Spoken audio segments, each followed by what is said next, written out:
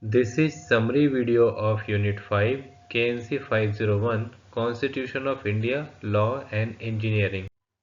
A business organization is an entity aimed at carrying on commercial enterprise by providing goods and services to meet the needs of customers. A sole trader or individual owner is a person who carries on business exclusively by and for himself. He is not only the owner of the capital of undertaking, but is usually to organize and manage and takes all the profit and responsibility for losses.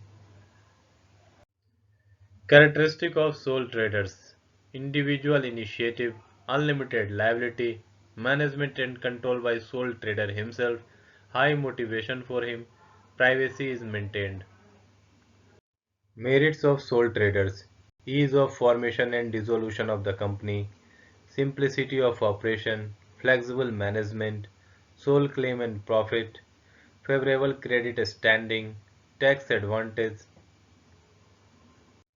Limitations of sole traders: limitation of management, unlimited liability, lack of continuity because of illness or other factors, limitation of size, cannot extend beyond certain limit. As per the Indian Partnership Act 1932, Section 4, partnership is the relationship between the persons who have agreed to share the profits of the business carried on them by all or any one of them acting for all.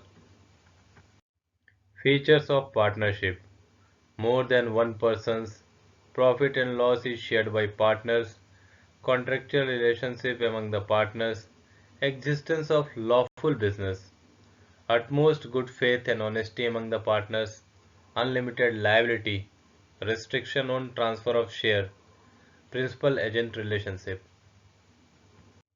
Merits of partnership: easy to start and dissolve, higher capital is arranged because of more number of partners, higher innovation, reduction of workload, and better decision making. Partnership demerits: no business secrets, uncertain existence, no personal contact, unlimited liability. A joint stock company is an organization which is owned jointly by all its shareholders. It can be of two types: private limited company, public limited company.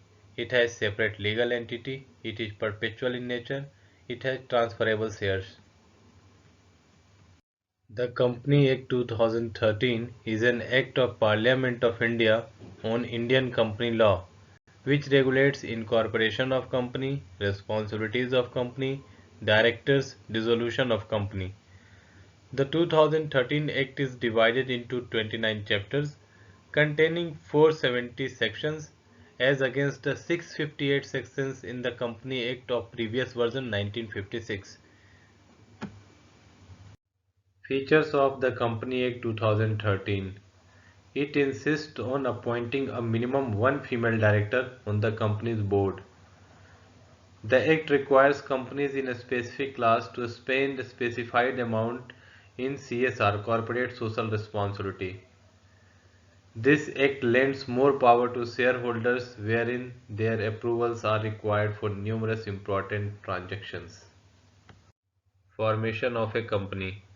The Companies Act is an act formed to consolidate and amend the laws related to the companies, and it extends to the whole of India.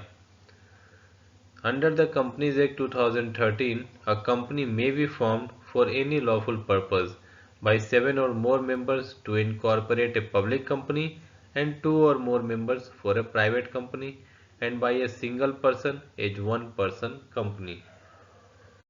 The Memorandum of Association or MOA of a company defines the constitution and the scope of powers of the company.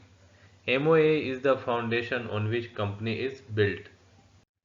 The Article of Association or AOA specifies the internal regulations of the company. AOA contains the bylaws of the company. Therefore, the director and other members must perform their functions as regards the management of the company, its accounts and audits in accordance with the AOA. The prospectus is a legal document which outlines the company's financial securities for sale to the investors. As per the Company Act 2013, there are four types of prospectus: abridged prospectus, deemed prospectus, red herring prospectus, and shelf prospectus. Subsection 84 of Section 2 of the Company Act 2013 defines shares as: share means a share in the share capital of a company, including stocks. Shares are considered as a type of security. There are two types of share capital: preferential share capital and equity share capital. The directors are the professional men of the company who are hired to direct the affairs of the company. For public company, 3 directors are required. For private company, 2 directors are required, while for one-person company, 1 director is required. AGM or annual general meeting. As per the Company Act, every company, public or private company, is required to hold at least one general meeting in a year, supervised by its director, to evaluate the progress of the company and plan future course of action, which is known as annual general meeting. An auditor is an independent professional person qualified to perform an audit. In accounting, an auditor is someone who is responsible for evaluating the validity and reliability of a company or organizational financial statements.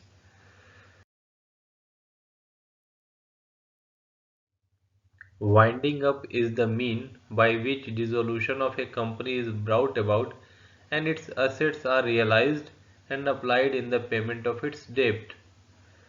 There are two modes of winding up a company. First one is compulsory winding up of a company. Second one is liquidation under Insolvency and Bankruptcy Code 2016.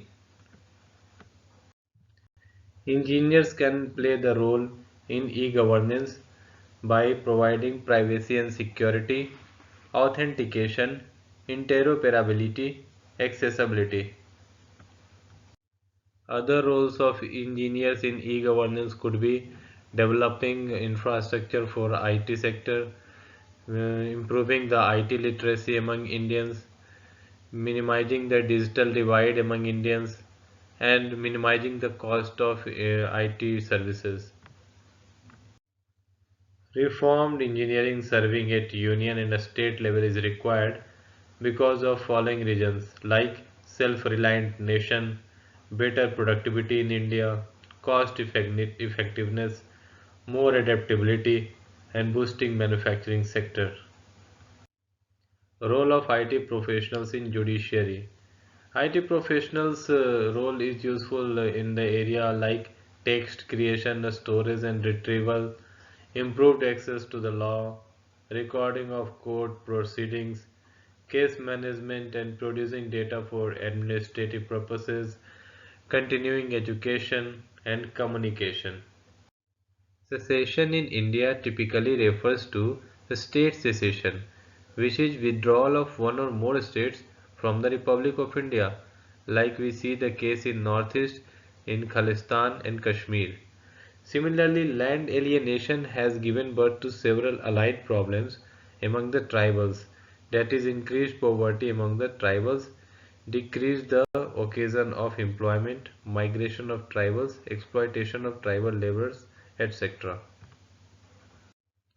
Because of secession and alienation, few states are away from industrial development.